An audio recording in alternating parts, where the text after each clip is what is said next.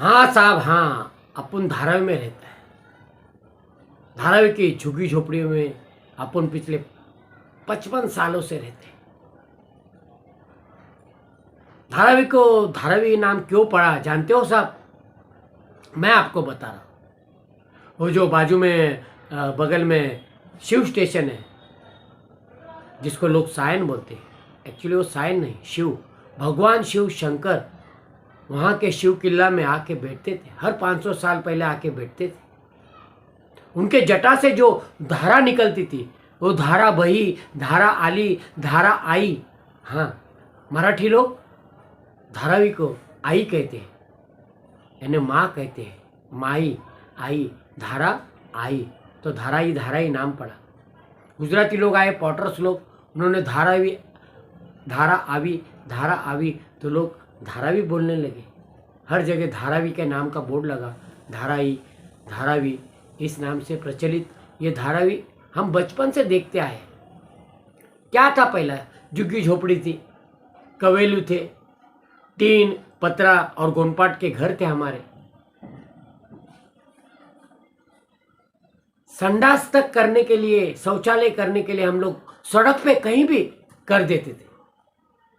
छाता लेके हमारी माँ बहनें जाती थी, चाची जाती थी, मौसी जाती थी, और कोई देखता तो उनको दिक्कत हो जाती थी। कोई ना देखे इसलिए चोरी छुपे सुबह सुबह जल्दी उठ के जाते थे। क्या जिंदगी थे हमारे। पानी तक नहीं था। सायन में देखो विकास हो गया है, सायन में कॉलेज है, सायन में अस्पताल है, सायन में सब कुछ है। या तो सायन से 2 किलोमीटर चल के पानी के हंडे बड़े बड़े लेके आते थे हम लोग, या फिर माहिम में जाके वहां से उठा के लेके आते थे। धारावी में कुछ भी नहीं था। एक मसीहा धारावी में आया, उसका नाम था माननीय श्री श्री एकनाथ राव जी गायकवाड़ साहब। जी हाँ, विक्रोली से आए। भले वो विक्रोली कन्नमौर नगर में रहते थे, लेकिन उन्होंने धारावी में एमएलए का चुनाव लड़ा और वो जीत के आए। तब से धारावी की तकदीर ही सुधर गई। धारावी में तब से विकास होने लगा। धारावी में नल योजना, पानी योजना, हर घर घर में पानी आए उनके वजह से। धारावी के हर गली गली में शौचालय बने। 16,000 से ज्यादा शौचालय, एक एक शौचालय में 10-10 विभाग होते थे, यानी एक टाइम 10 लोग जाते थे ये साइड, एक टाइम 10 लोग जाते थे ये टाइम ये साइड, तो दोनों साइड का मिला के 20 शौचालय। ऐसे ही 20 महिलाओं के लिए, महिलाओं के अलग लिए अलग, पुरुषों के लिए अलग। भले लाइन लगाकर झगड़ा करके सुबह सुबह काम पे धंधे पे जाने वालों का बहुत झगड़ा होता है साहब। कैसे कैसे करके हम लोग शौचालय करके गाड़ी बस रिक्शा पकड़ के अपने अपने काम धंधे पे जाते थे। सुबह सुबह झगड़ा होता था, पानी के लिए होता था, संडास बाथरूम के लिए झगड़ा होता था। अभी भी कोई कोई जगह पे होता है, झगड़ा होता है। फिर माननीय प्रधानमंत्री जी ने घर घर शौचालय की योजना बनाई। तब से धारावी और निखरने लगे। माननीय प्रधानमंत्री जी के ही दोस्त अदानी जी, उद्योगपति अदानी जी ने फ्लाइट से आते हुए हवाई जहाज से देखा हर जगह गंदी बस्ती, झोपड़पट्टी। उन्होंने तभी एक सपना देखा था कि इस बस्ती को मैं कभी ना कभी तो सुधार दूंगा। अब हमने सुना है कि वो सुधार रहे हैं साहब, लेकिन आधे लोगों को तो अपात्र कर रहे, आधे लोगों को पात्र कर रहे। 2000 साल से पहले जो लोग रहते उनको घर देंगे। 2023 तक रहने वाले, 2000 से 2023 तक रहने वाले कहां जाएंगे? 23 सालों में 18 साल के लड़के का, लड़की का वोट चलता है तुम्हें, वोट, लेकिन उसको घर नहीं मिलेगा, वो बेघर रहेगा, कहां से वोट दे पाएगा? अपात्र हो जाएगा, वो कहां से पैसा लाएगा? यूं ही बोल देंगे 2-3 लाख तुम दे दो, 5 लाख ऑन मनी दे दो, हम तुम्हें घर दे देंगे। यार कहां से लाएगा गरीब आदमी 5 लाख? हम गरीब है, गरीबी जानते हैं साहब। अभी भी हम गरीब है, गरीब की गरीबी जानते हैं, इसलिए तो हम ये सब बता रहे हैं, ये सब बताने की जरूरत कर रहे हैं। हमें हमारा हक दे दो बस। हम क्या मांग रहे हैं? 500 स्क्वायर फुट ही तो मांग रहे हैं। हाँ, हमारे कुछ लोग 8 बाय 8 के, 8 बाय 10 के, 8 बाय 15 के घरों में मजबूरी से रहते हैं, लेकिन उनका गुजारा कैसे होता है? पहला माला, दूसरा माला, तीसरा माला, 4-4 माले चढ़ा के वहां पे अपने बच्चों को रखते हैं। बड़ा बेटा ऊपर के रूम में, उससे बड़ा बेटा ऊपर के रूम में, उससे बड़ा बेटा ऊपर के रूम में, नीचे के घर में माँ बाप रहते हैं, जैसे तैसे रहते हैं। जिनके पास ज़्यादा बच्चे नहीं है वो लोग भाड़े पे चढ़ाते हैं, भाड़ा मिलता है, 4 पैसे मिलते हैं और हम लोग की रोजी रोटी चल जाती है।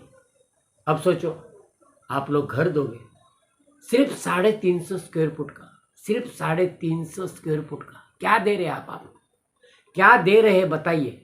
उस हम भाड़ोतरी रख सकते हैं? नहीं रख सकते। तो पैसे कहाँ से कमाएंगे? हमारा कमाने का जरिया क्या है, आप ही बताओ।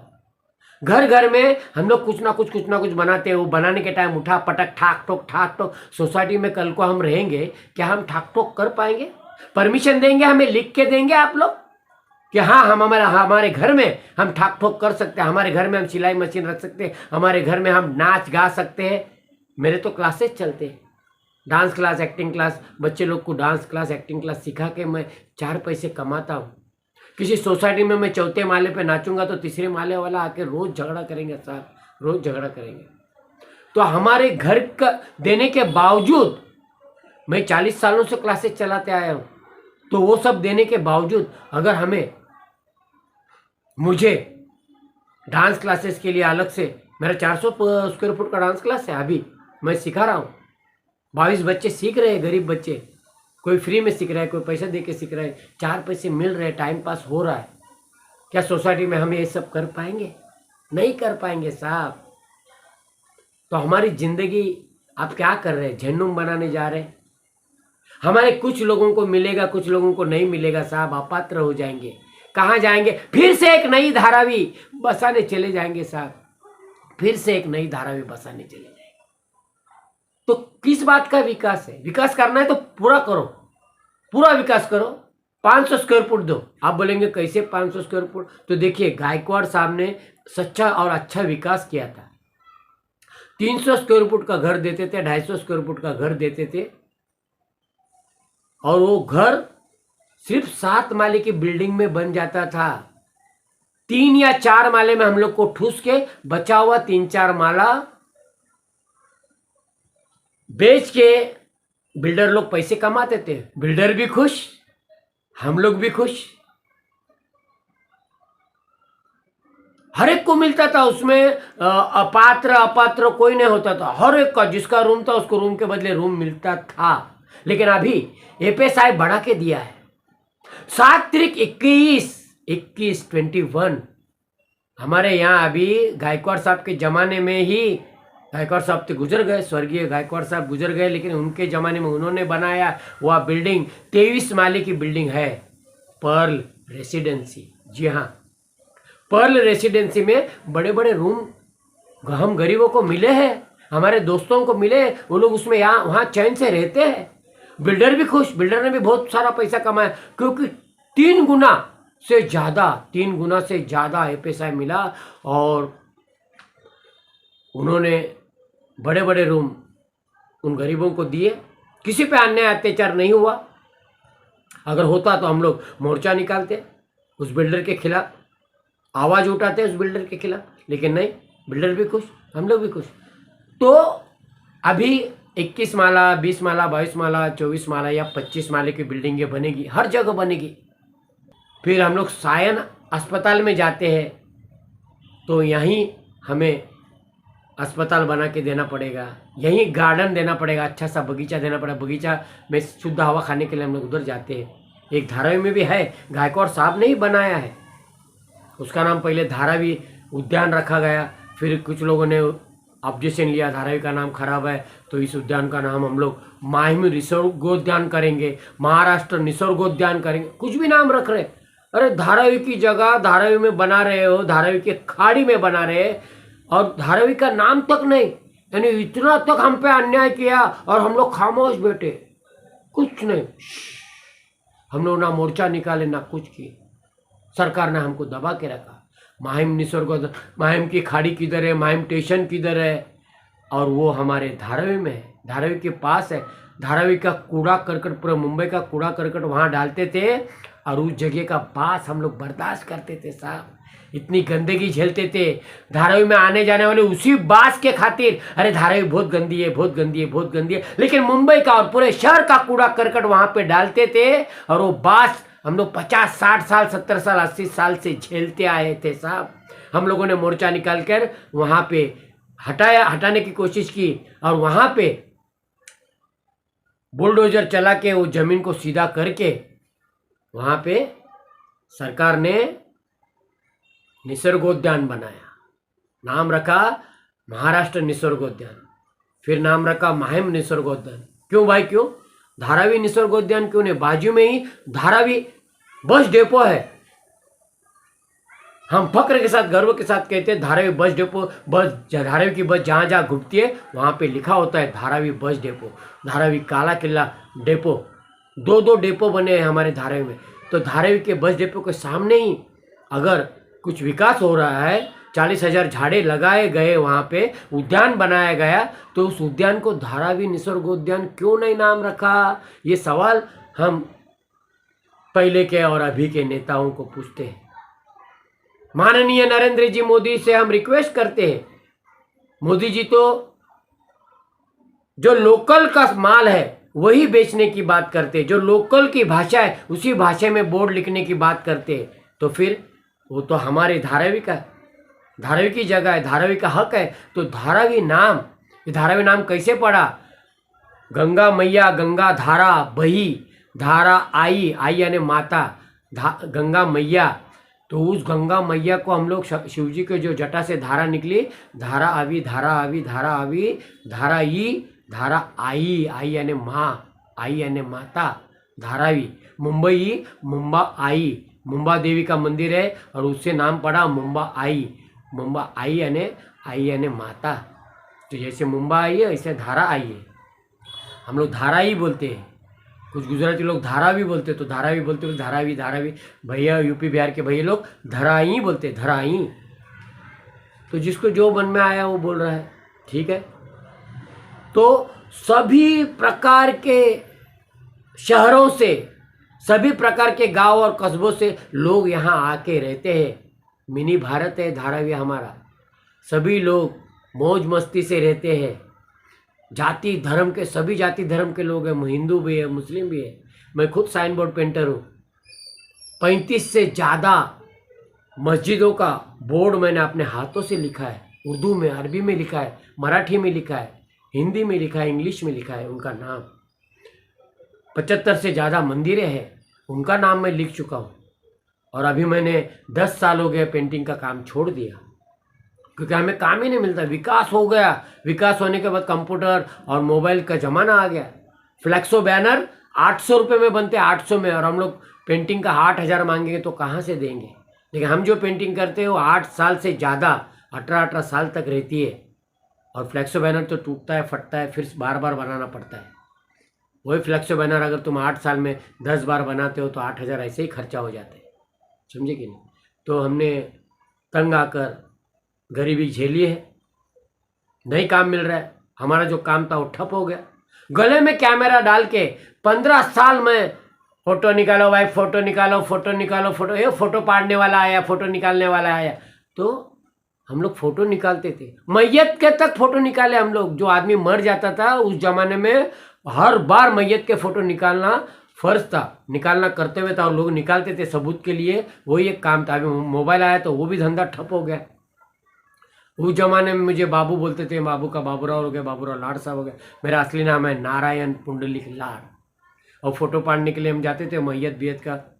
अरे बाबू आया, बाबू, ए शामिया, अरे उठ देख बाबू आया, फोटो निकालने आया, उठ, अरे खड़ा रे, अरे चला गया शामिया, ए बाबू अच्छे से फोटो खींच रे, अरे मेरा बेटा चला गया रे, ए शामिया उठ देख बाबू फोटो निकाल रहा है, अरे हिलना मत रे शामिया, बाबू फोटो निकाल रहा है, अरे स्माइल रे शामिया, स्माइल, देख बाबू फोटो निकाल रहे।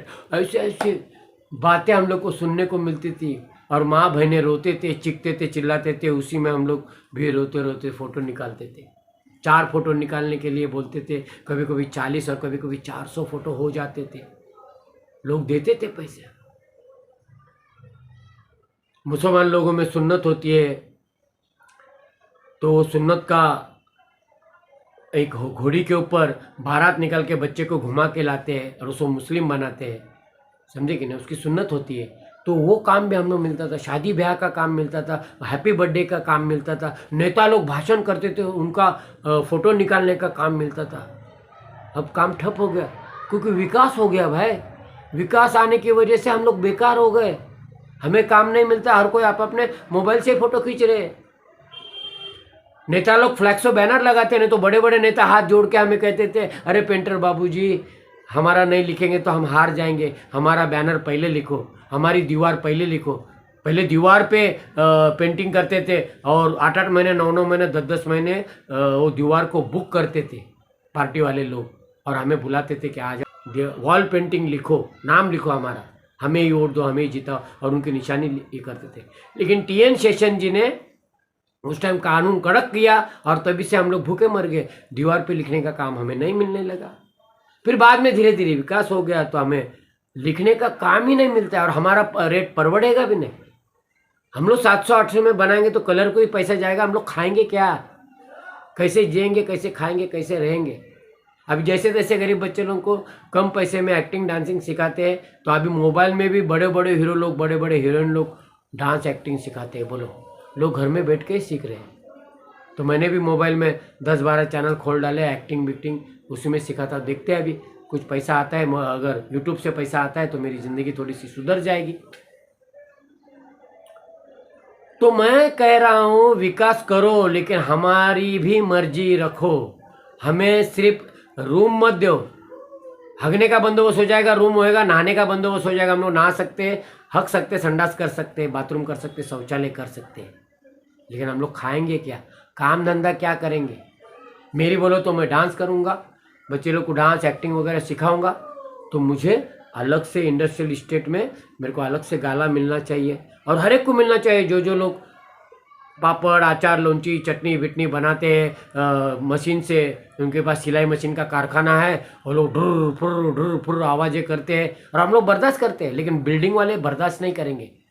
बिल्डिंग में भाड़े पे दूसरे लोग भी आएंगे, क्योंकि ये 8 रेलवे स्टेशन के अंदर से घिरा हुआ है। देखो, माटुंगा ईस्ट, माटुंगा वेस्ट नज़दीक है, सायन वेस्ट नज़दीक है, सायन स्टेशन, और पहले हमारा सायन कोलीवाड़ा था स्टेशन, अभी उसका नाम जीटीवी नगर, गुरु तेग बहादुर नगर पड़ा है। तो वो स्टेशन, चुनापट्टी स्टेशन नज़दीक है, बैंड्रा स्टेशन नज़दीक है, माहिम स्टेशन नज़दीक है, किंग सर्कल स्टेशन नज़दीक है। 8 रेलवे स्टेशन के बीच में हमारा धारावी है, और सोने की नगरी है, बहुत रेट है इस जगह को, बहुत रेट है, बहुत भारी भारी सेठिया लोग इधर रहने को आएगा अगर बिल्डिंगें बनेगी तो। और टनल में 90 फुट खोल, 100 फुट खोद के नीचे टनल की रेलवे बनी है, बोलो। और धारावी टी जंक्शन ये नाम अभी रखा है, बाद में धारावी नाम गायब हो जाएगा, तो ऐसा होना नहीं चाहिए। धारावी में अगर विकास होता है तो नाम धारावी ही रहनी चाहिए, यही हम लोगों की विनती है, हमारा धारावी नाम कहीं नहीं जाना चाहिए। तो धारावी के अंदर एक स्टेशन बनने वाला है, धारावी के नीचे धारावी टी जंक्शन, जी हाँ, इधर एक रोड जाता है, इधर एक रोड जाता है, इधर एक रोड जाता है, टी टाइप के आकार का रोड है, और वो उस एरिया को हम लोग अभी टी जंक्शन बोलते हैं। तो स्टेशन का नाम धारावी टी जंक्शन वहाँ पे पड़ा हुआ है। लेकिन हम लोग जो मांग कर रहे हैं 500 स्क्वायर फुट का, चलो 450 ही सही, 450 का बनने के बाद हम लोग उसमें 10 बाय 10 के 3 घर बनाएंगे, ताला मारेंगे, भाड़े पे देंगे। जिनके पास बच्चे लोग हैं वो आप अपने बच्चे के, और ये बच्चे बड़े होंगे, कोई किसी किसी के तो बच्चे अभी से ही बड़े हो गए, मेरे बच्चे बड़े हो गए, मुझे नातिन है, 3 नातिन है, बेटी को 2 है, बेटे को 1 नातिन है, तो और भी हमारी आबादी बढ़ेगी। तो वो लोग कैसे रहेंगे, अभी से ही बड़ा रूम मिलेगा तो हम लोग का आगे का फ्यूचर भी ब्राइट हो जाएगा, तो हम लोग सुख से चैन से रह सकते हैं। तो हम लोग को अगर पैसा चाहिए तो वही हमारा काम धंधा या तो चलते रहेगा छोटा मोटा उद्योग हम लोग उसी में करेंगे। 10 बाय 10 के 3 रूम ऐसे बनेंगे, एक हॉल बनेगा, एक साइड में फिर संडास बाथरूम बनेगा। तो 450 स्क्वायर फुट में सब होता है। अगर बड़े मन से अगर 500 देंगे तो हम लोग गंगा नहाएंगे, हम लोग कभी ज़िंदगी भर भूलेंगे नहीं।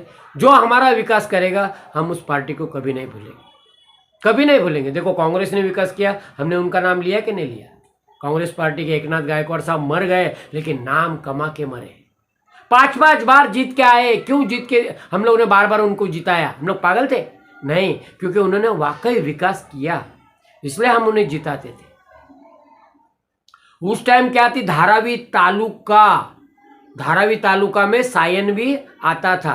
उन्होंने एक ही गलती की, सारा विकास सायन में किया। जितने भी एजुकेशन ये बनाए, कॉलेज, स्कूल, हाई स्कूल, सब सायन में बनाए। और बाद में क्या हो गया? इलेक्शन कमिश्नर ऑफिस ने धारावी के टुकड़े कर दिए, सायन को अलग कर दिया, सायन तालुका अलग बन गया, धारावी तालुका अलग बन गया। पहले धारावी तालुका में सायन भी था और एंटॉप हिल भी था, सायन कोलीवाड़ा भी था। ये जो जीटीबी नगर है, पहले सायन कोलीवाड़ा नाम था, वो भी था। तो इसलिए गायकवाड़ साहब को पूछा, गायकवाड़ साहब धारावी में विकास क्यों नहीं किया? तो उन्होंने कहा, अरे बेटे मैंने तो धारावी तालुका में विकास किया। तो पहले तो एक ही था, अपन लोग जा सकते थे उधर। तो अभी क्या हो गया? अभी के लोगों को धारावी में ही विकास चाहिए, धारावी में ही कॉलेज चाहिए, धारावी में ही अस्पताल चाहिए। तो अभी के जो विकासक है वो लोग बना के देंगे, ऐसा वादा कर चुके हैं। लेकिन ये जो 2000 साल के पहले वालों को सबको देंगे, 2000 साल के बाद जो 23 साल रह चुके हैं, रह रहे हैं, अभी भी 2-2, 3-3 बच्चे हैं उनको, 4-4 बच्चे, किसी किसी को 5-5 बच्चे, मुस्लिम लोगों में तो ज़्यादा बच्चे। तो वो लोग कहाँ जाएंगे? नहीं धारावी बसाने जाएंगे, नहीं। उनका घर ले रहे, उनकी ज़मीन ले रहे, उनके जमीन पे, सरकारी ज़मीन पे उनका घर है, वो लोग भाड़ा भर रहे हैं, भाड़ा दे चुके हैं, लाइट का बिल भर चुके हैं, देश का टैक्स भर चुके हैं। काम कर रहे हैं तो टैक्स भर चुके हैं, सामान बना रहे, सामान बेच रहे, तो देश का टैक्स भर रहे हैं। हम लोग टैक्स भर रहे, सिगरेट पी रहे तो टैक्स भर रहे, शराब पी रहे तो टैक्स भर रहे, समझे कि नहीं? तो हम लोग देश के विकास में काम आ रहे हैं। और धारावी में हजारों करोड़ रुपए का रोजगार है। लोग दूर दूर से आके धारावी में माल खरीदी करते हैं। तो रोजगार हमारे सब कहाँ जाएंगे? इसका भी जवाब देने वाला कोई चाहिए ना हमें। वो कहाँ बनेंगे, धारावी के लोग कहाँ बसेंगे, वो सारा जवाब चाहिए। और सबसे पहली बात तो यह है कि हमें 500 स्क्वायर फुट चाहिए। ये हमारा सबका धारावी में ये चालू है, धुसफूस चालू है, धुसफूस। ये धुसफूस वाले को कोई भी चिंगारी देगा, धारावी में पूरा अंगार लग जाएगी, धारावी में हाहाकार मच जाएगा। कोई भी धारावी वाले को भड़का सकता है, अरे तुम्हारे को फंसाया जा रहा है, तुम्हारे को लूटा जा रहा है। धारावी को भड़काने के लिए किसी नेता की जरूरत ही नहीं है। धारावी वाले खुद का नेता, वो खुद ही अपने झोपड़े का खुद ही नेता है, अपने झोपड़े का खुद ही मालिक है। वो अपने झोपड़े की रक्षा करने के लिए अपनी जान की बाजी लगा देगा, क्योंकि हम लोग हमारा भला चाहते हैं। और हमारा भला अगर जो पार्टी करते हैं तो उसके लिए हम झुक जाएंगे, जिंदगी भर मरते दम तक उसको वोट देंगे और उसको ही जिताएंगे। ये मैं नहीं कह रहा हूँ, धारावी वाले कह रहे हैं। ये धारावी वाले को दिल की बात बताने की आज मुझे एक वीडियो बनाने की सूझी, और मैं आपको ये आधे घंटे का वीडियो भेज रहा हूँ यूट्यूब पे। और जो धारावी के बाहर के लोग भी हैं, वो लोग भी जान सके कि धारावी के बारे में। धारावी का विकास तो पहले ही हो चुका था। धारावी में सीवरेज लाइन नहीं थी। राजीव जी गांधी ने जो 100 करोड़ भेजा था, उसमें से 31 करोड़ धारावी को मिला था। पूरे के पूरे पैसे धारावी के लिए भेजे थे। लेकिन गुरुदास कामत जी ने ये बात बोली कि धारावी जैसे झोपड़पट्टी हर जगह है, ये हम हर जगह ये पैसे को तकसीम कर देंगे, सबको बांटेंगे। तो सबको बांटने के बाद धारावी के हिस्से में 100 करोड़ में से सिर्फ और सिर्फ 31 करोड़ आया। उसमें से सीवरेज लाइन बनाई, तभी अभी जितने भी बिल्डिंग बने हैं उनका संडास, बाथरूम, शौचालय और बारिश का पानी वहीं से बह के जाता है। अभी धारावी का जो विकास होगा तो नई सीवरेज लाइन सबसे पहले डालनी पड़ेगी, फिर सीवरेज लाइन के बाद रोड बनेंगे। पहले 10 बड़े बड़े रोड बन जाएंगे तो बिल्डिंगें बनाना आसान हो जाएगा। जो लोग रोड वाइंडिंग में जाते, समझो मेरा घर अगर रोड वाइंडिंग में गया तो हम लोग को पहला रूम दे दो, 400, 450, 500 स्क्वायर फुट का रूम अगर हमको मिलता है, हम लोग खुशी खुशी आएंगे, ताला चाबी लेंगे, ताला खोलेंगे, अंदर जाके रहना चालू करेंगे। बाद में धारावी का विकास होते रहेगा। हाँ, रोड बनने के बाद में दोनों तरफ से ईटा रेती माल बिल आना आसान हो जाएगा, बिल्डर लोगों के लिए भी आसान हो जाएगा, विकास करना भी आसान हो जाएगा। तो सबसे पहले धारावी में 10 बड़े बड़े रोड बनने चाहिए, बड़े बड़े रोड। 90 फीट रोड एक बना है, सिर्फ 90 फीट रोड नाम का है, गिनने जाएगा तो 50 फीट भी नहीं है और 60 फीट भी नहीं है, वो सिर्फ 90 फीट नाम का है। दोनों बाजू से बेचने वाले, ये करने वाले लोगों ने घेरा है। कोई कोई लोगों ने अपने मोटर गाड़ी, बाइक, कार बीर सब, टैक्सी विक्सी सब लगाई है। पब्लिक को तो जाने को रास्ता भी नहीं है, फुटपाथ तक नहीं बना है, फिर भी विकास हुआ। 100-150 से ज़्यादा बिल्डिंगें बनी, उसमें कुछ लोग रहने को गए। उनकी ज़िंदगी जब हम देखते हैं ना, लाइट चले जाती तो 7-7 माला चढ़ के नहीं आ सकते। मेरे घर के बाजू में, बगल में मेरा एक दोस्त अभी 7 माले की बिल्डिंग में 7वें माले पे रहता है, उसकी माँ चढ़ उतर के ऊपर नहीं जा सकती, तो उसको इधर ही रखा है, ग्राउंड फ्लोर पे मेरे बाजू में ही रखा है। तो अगर लाइट बीच बीच में जाती रहेगी तो कैसे होगा?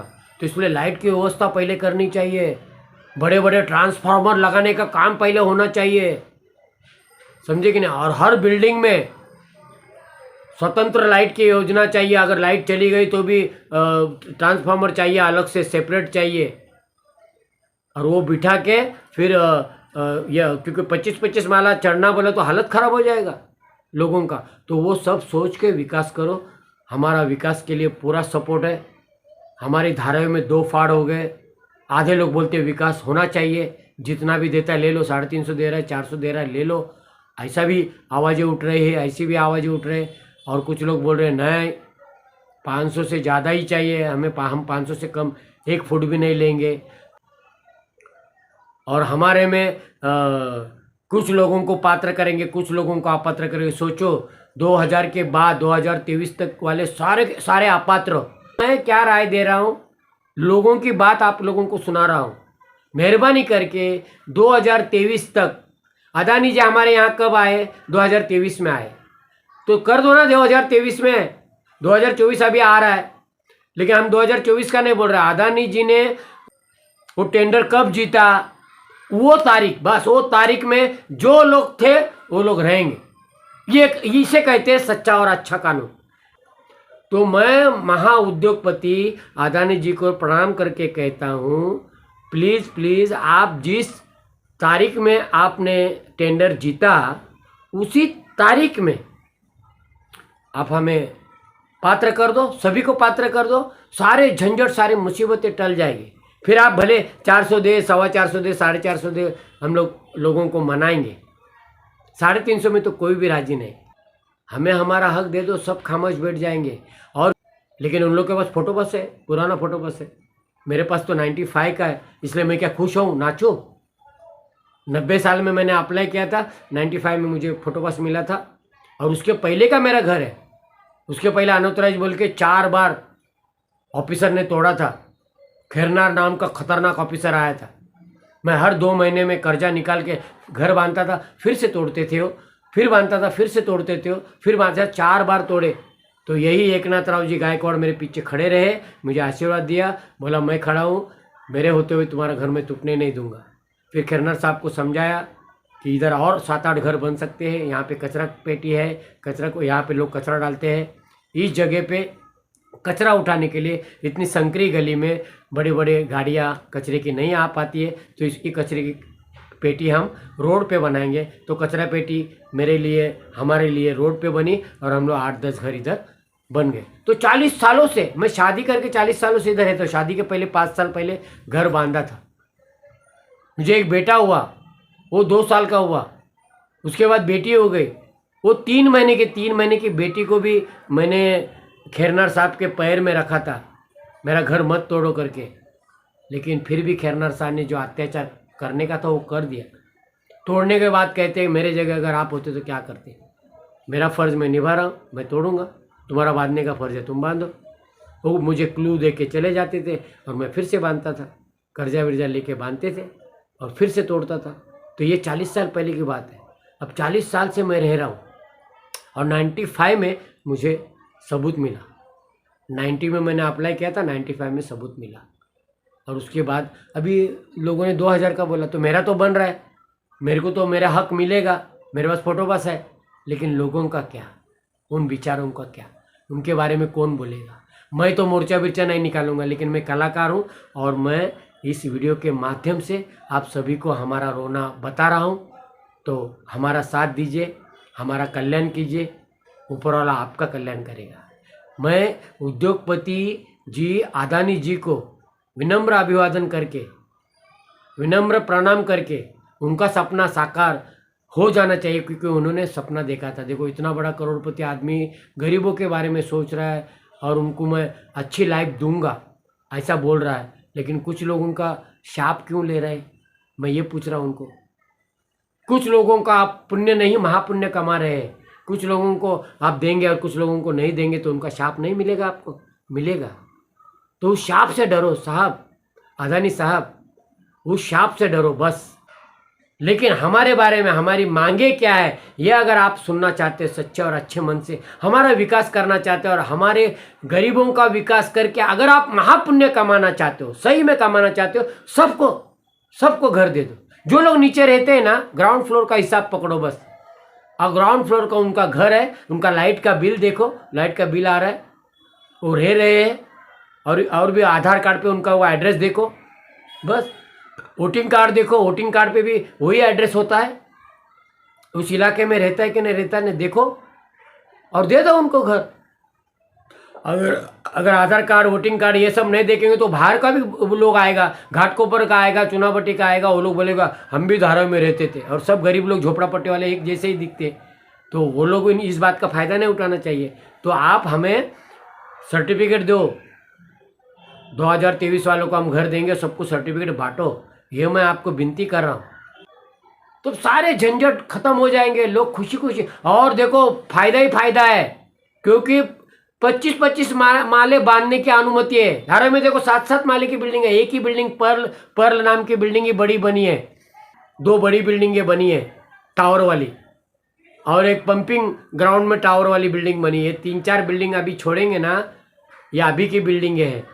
3 साल पहले उसका फाउंडेशन हुआ था, अभी 3-4 साल में वो बिल्डिंग बड़ी हो गई और 22 माले की बन गई। तो इसके पहले तो 7 माले की दे रहे थे और सभी खुश थे उसमें बिल्डर खुश था, उसमें धारे वाले भी खुश थे, समझे कि नहीं? क्योंकि किसी पे अन्याय अत्याचार नहीं हुआ था, कोई पात्र अपात्र नहीं हुआ था। अभी तो तुम्हें ट्रिपल 3 गुना 4 गुना मिल रहा है, 4 गुना। अगर 27 माले की बिल्डिंग बनाएंगे तो 4 गुना। 7 माले की बिल्डिंग 7 दूने 14, 14 दूने 28, 28 माले की बनाएंगे तो 4 गुना, नहीं तो 25 माले की बनाएंगे तो 3 गुना से भी ज़्यादा, क्योंकि 7 त्रिक 21 माले की बिल्डिंग 21 स्टोरीज आप बना रहे हो, तो कितना फ़ायदा है आपको? बहुत सारा फ़ायदा है। 10 माले में हम लोग को ठूसो, 25 माले की बिल्डिंग में 15 माला आपका फ़ायदा है, 10 माले में ठूसो। मैं बता रहा हूँ आपको आइडिया। और 2 बिल्डिंग में छोटा छोटा रोड बनाओ, ताकि कल को अंगार बिंगार लगे तो अंगार की गाड़ी खड़ी रहनी चाहिए। हमारे लिए ये गाड़ी आती है ना, दवाखाने की गाड़ी, तो वो गाड़ी आनी चाहिए, एम्बुलेंस गाड़ी हमारे दरवाजे तक आनी चाहिए। तो रोड चाहिए हमें, छोटे छोटे रोड, 20-20, 30-30 फुट के रोड हर बिल्डिंग के बीच में चाहिए, तो आसान हो जाएगा। फिर रोड के किनारे में झाड़ लगाओ, हरियाली बनाओ। हरियाली बनाएंगे तो मुंबई में हम लोग रह सकते हैं, हमें ऑक्सीजन मिलेगा। तो हर चारों तरफ बिल्डिंगे खड़े रहेगी तो हमारा हवा बंद हो जाएगा, ऑक्सीजन बंद हो जाएगा। पूरे विदेश में, देश में कोरोना आया था, तो उस वक्त धारावी के लोगों ने कोरोना को भगाया ऑक्सीजन की वजह से, क्योंकि बाजू में धारावी की खाड़ी है। धारावी की खाड़ी में 10 लाख से ज़्यादा तिवरे के पेड़ है। उस तिवरे के पेड़ की वजह से हम लोग को ऑक्सीजन मिलता है।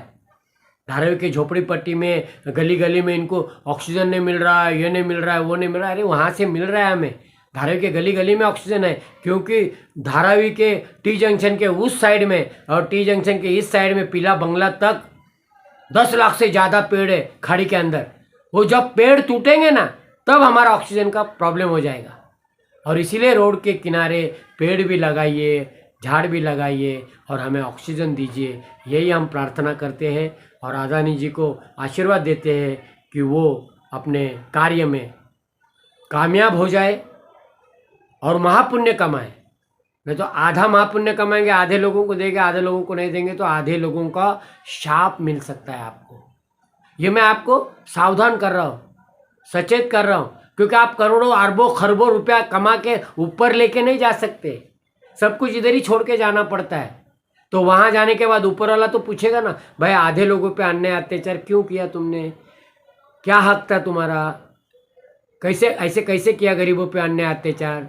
वो लोगों ने जाके नई धारावी बनाई फिर, और कितना बाद में उनको फिर से उभरने के लिए कितना, जिसका घर टूटता है उसको मालूम है। मेरा घर 4 बार टूटा है, 4 बार, और वो 4 बार मैं कर्जा ले लेके मैंने घर बांधा है। तो मेरा विकास हो जाता था, मेरा विकास उसी वजह से रुका। 4 बार मेरा घर टूटता था, फिर भी मैं बांधता था। तोड़ने वाले बोलते थे हमारा काम है तोड़ना, हमारी जगह पे तुम होते, तुम भी तोड़ते थे, तुम भी तोड़ते थे कि नहीं। तो मैं बोलता था हाँ, तो तुम्हारा काम है बांधना, हमारा काम है तोड़ना। ऐसा क्लू दे के जाते तो मैं फिर बांधता था, फिर मेहनत करता था, बांधता था। कभी कभी तो पैसा भी नहीं था तो 3 महीना तो गोनपाट के घर में रहते थे। गोनी टाट जिसको बोलते हैं ना, टाट मराठी में उसको गोनपाट बोलते, वो गोनी के घर में हम लोग रहते थे। बोलो, जब 4थी बार टूटा तो पैसा ही नहीं था। और फिर वो टाइम मेरे पास 12 हुनर थे। मैं कैमरा लेके गली गली में घूमता था, फ़ोटो निकाल के पैसा मिलता था मुझे। मैं दुकान का बोर्ड बनाता था, मैं कहानी लिखता था, डायलॉग लिखता था फिल्म में, वो बेच के वो पैसा मिलता था। फटाफट पैसा जमा करके कर्जा चुकाता था और घर बांधता था। तो 4 बार टूटा घर। किसी ने कहा कि अरे गणपति का पूजा कर, 3 बार गणपति रख, तेरा घर टूटना बंद हो जाएगा। मैंने 3 बार गणपति रखना चालू किया, 5-5 दिन गणपति रखा, 3 साल गणपति, पहला साल रखने के बाद ही टूटना बंद हो गया। चमत्कार हो गया। मुझे भगवान ने गायकवाड़ जैसा आदमी भेजा, वो मेरे साइड से बोले और मैं उनका फ़ैन बन गया। मेरी कला का फ़ायदा उठाकर उन्होंने मुझे भाषण करने को लगाया, पब्लिक जमा किया, मैंने एक्टिंग की, कॉमेडी की। पब्लिक जमा होने के बाद वो कहते थे बाबू अब मुझे मेरा भाषण करने दे। तो वो मेरे काम आए, मैं उनके काम आया। उनको बार बार जिताया मैंने। बाद में 2 बार वो हार चुके किसी कारण से, बीजेपी की प्रभाव से हारे, तो हमें बुरा भी लगा। लेकिन धारावी का वोट मिलता था, धारावी के बाहर का वोट उन्हें कम मिलता था, इसलिए हारे। और राहुल शेवाले जी जीते। तो राहुल शेवाले जी का फर्ज बनता है कि हमारे लिए कुछ करे, कुछ करेंगे तो ही उनको महापुण्य का लाभ मिल सकता है। और वो सच्चे और अच्छे मन से वोट मांगने धारावी में आ सकते हैं। धारावी के बाहर भी उनको वोट मिल सकता है, नहीं तो वो जाने, उनकी किस्मत जाने। जय राम जी की जय श्री राम। आप सभी को वालेकुम सलाम, जय जीजस, गुड डे एवरीवन। सत श्री अकाल। कुछ मैल हो तो दिल से निकाल।